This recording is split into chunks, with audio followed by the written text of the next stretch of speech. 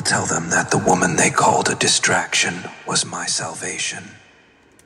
That the love they said would destroy me was the only thing that ever saved me. That the one they mocked for being too deep was the reason I stopped drowning. And baby, when that moment comes, the world will know, because I'm not their puppet anymore. Baby, I woke up this morning knowing today was the day. There was no fear, no confusion, no second guessing. Just a quiet knowing that something bigger than me was waiting to unfold. The sun had just started rising, and the light was spilling into the room like gold pouring through. And for the first time in a long time, I saw peace looking back at me. Not perfection, not pride, just peace. The kind you fought so hard to show me I deserved. I whispered, "This is it." And I swear I felt the air shift. Everything I had been holding in. The shame, the regret, the apologies unsaid. It was time to set it all free. The opportunity came sooner than I expected. A family gathering. Everyone there. The same eyes that once judged. The same whispers that used to cut. The same space where my silence once lived. But this time, I wasn't the man who bowed his head and bit his tongue. I walked in steady, not loud, not defensive, just sure, because when your soul carries truth, you don't have to perform. You just have to speak. I don't remember who started it, but someone brought you up. Not directly, just enough to test me, to see if I'd flinch. The old me would have swallowed his words and changed the topic, but the man standing there now didn't flinch. He smiled. I could feel everyone watching me, waiting to see if I'd shrink back into their expectations. I didn't. I took a deep breath, looked around the room, and said, "You keep saying she changed me like it's an insult. You're right, she did, but not the way you think. She didn't make me weaker. She made me real. She didn't turn me against anyone. She turned me back toward myself. She didn't take me away from my family. She helped me see who actually loved me enough to let me grow." Right. The room went silent. You could feel the weight of every heartbeat. Amen, baby. And you know it takes someone that is wise to realize that.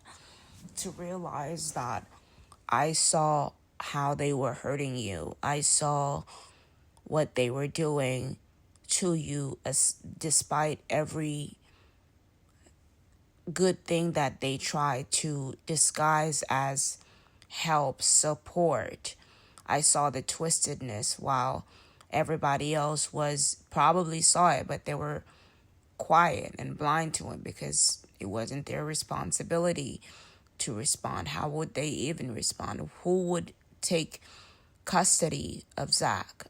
You know, who would, because that's what this is. It's a custody claim, you know, and I have to take custody of you as you take custody of me. But since you're the one in a deeper, well, I was in some deep shit, but I got out of it. So the first person to come out of the trauma is the one that carries the other, you know. So in that case, it's like, it's not like I'm just trying to take you away from your family. It's just that I don't have anything to discuss. I see how they hurt you. I don't want you to be in that trauma again. And not only that, I don't have energy to entertain other people. I keep my circle small, very small, literally just me and God and the spirits. I don't have energy. It takes energy to entertain, to explain.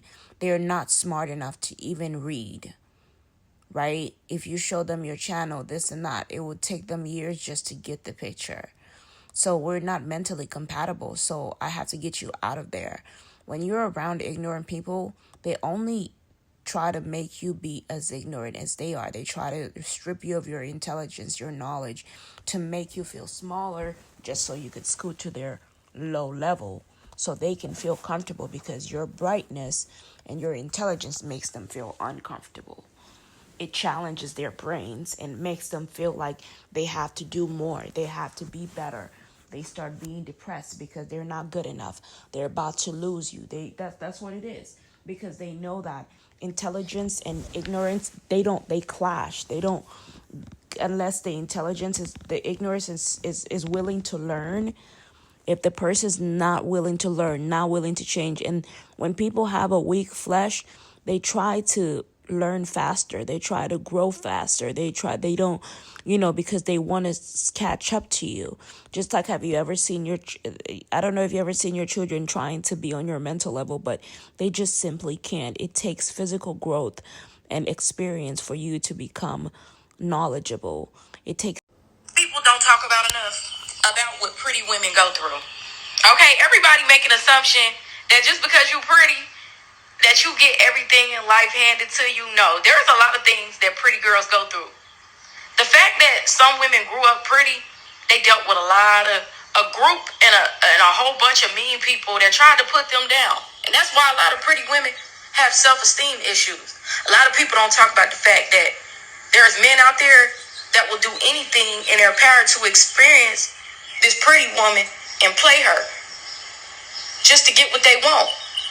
And this is why.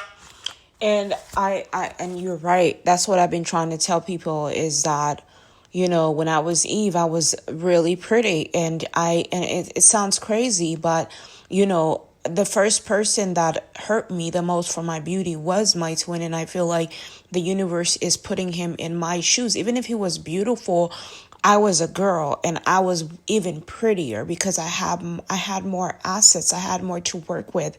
My hair was long. My eyes were green. I was a girl. I had more hips. I was just, girls are more prettier than guys, period, point blank. They have more to work with than males do.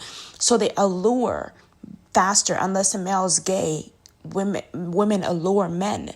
That's their power. That's their gift. So this made my twin feel, what's the word?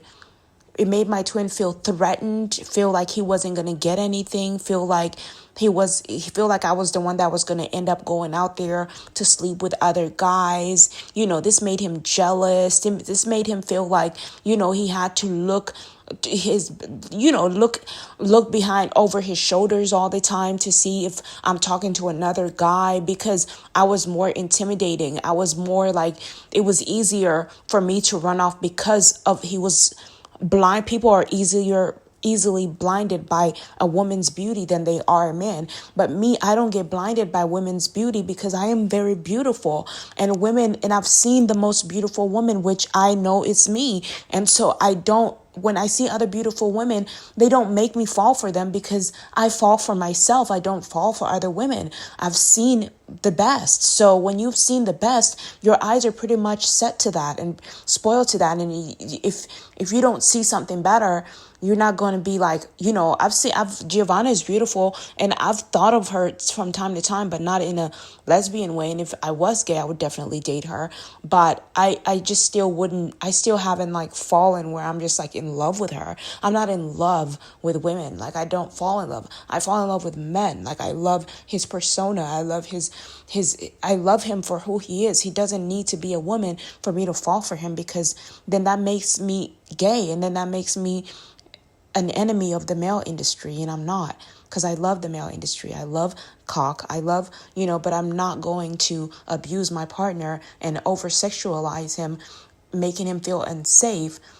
I'm not going to do that. I feel like my partner's body is for me. It's not for the rest of the world. It's good to tell them, but it's not for me to promote it. For what?